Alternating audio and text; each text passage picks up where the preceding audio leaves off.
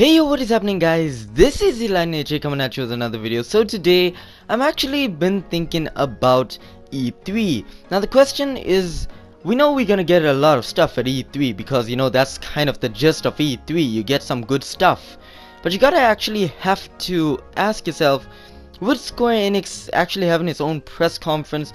And considering the fact that Kingdom Hearts 3 is going to release this year, and who knows how many more surprises Square Enix is going to have at its E3 convention, is it a possibility of Square Enix actually winning E3? Now honestly, I cannot answer that question, but let me know in the comment section down below if you guys think Square Enix will win this year at E3, or do you think Sony will actually win, or do you think Microsoft will win, Bethesda? Let me know in the comment section down below which game development company you think will win this year at E3. But with that out of the way, let's talk about E3 for Square Enix. Now we know for a fact that there is plenty games that Square is actually working on, and a few stuff has been leaked. Let's get to the leak stuff.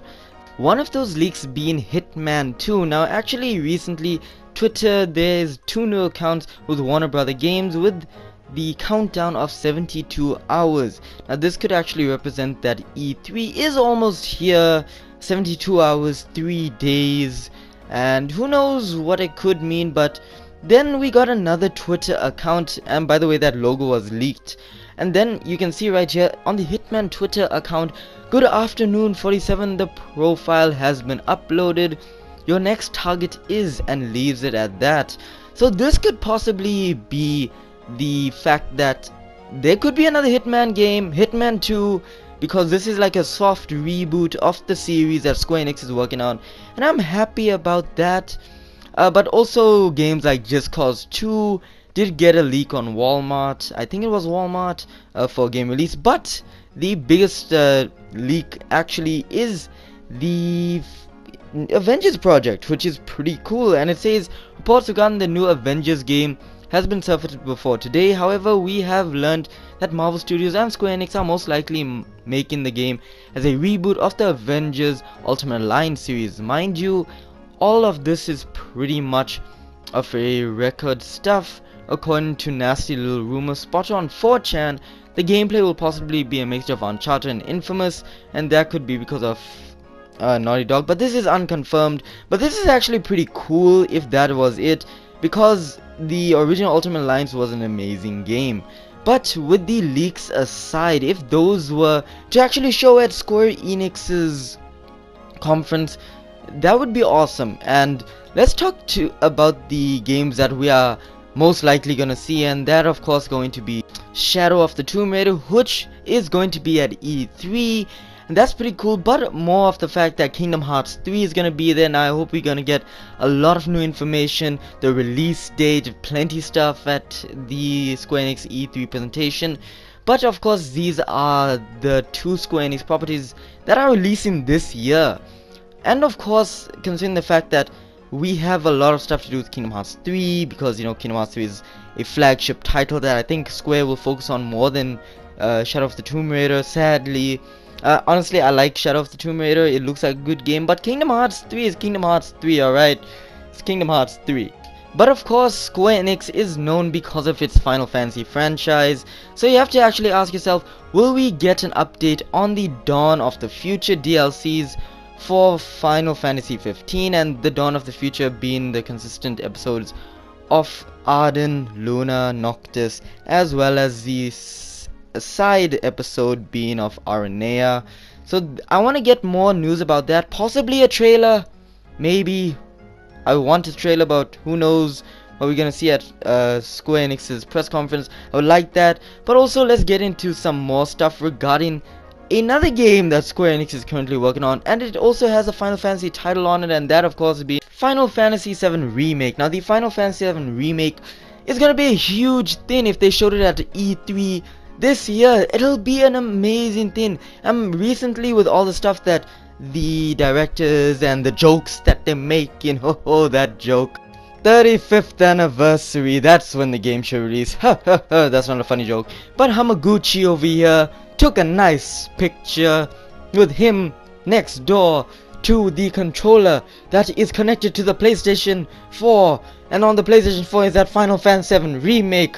When they were asking for job listings, with the job listings, this was the picture that they showed. So we see that they are still working on Final Fantasy VII Remake, and they did say that they want to show it off at a big event upcoming soon. What's a big event this year? E3. My boy Hamaguchi, you better be helping me out here and show it at E3, I'm begging you.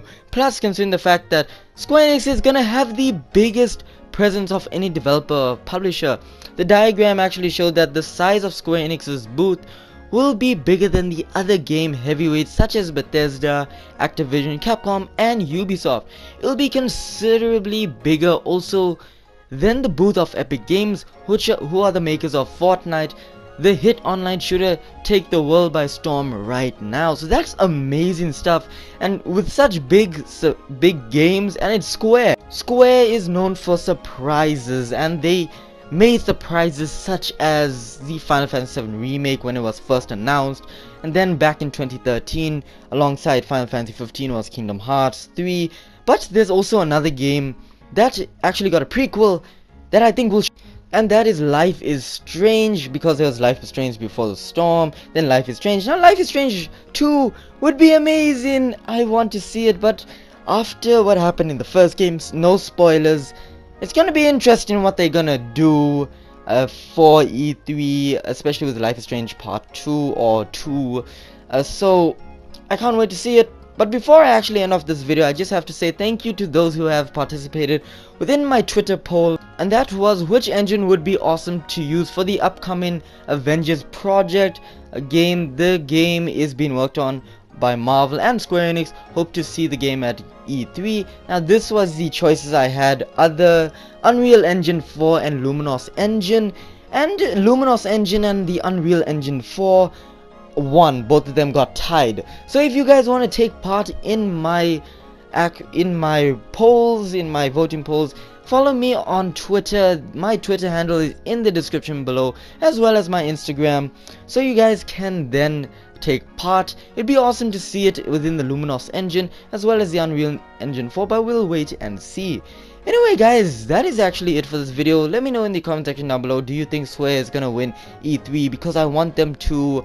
I think they could if they put a lot of surprises, but who knows, maybe Bethesda will win again, you know, because maybe Elder Scrolls 6, I almost said 5, damn it. But seriously, I think it's a good thing that Square Enix is having its presentation this year, because there's a lot of games that they can't just show anywhere. I mean, it's E3, it's a big place for video games, so it's a good thing Square is there. I'm excited for it. Let me know in the comment section down below if you guys are excited for it. Anyway guys, leave a like, helps me a lot. Comment down in the comment section down below your thoughts so I can read it.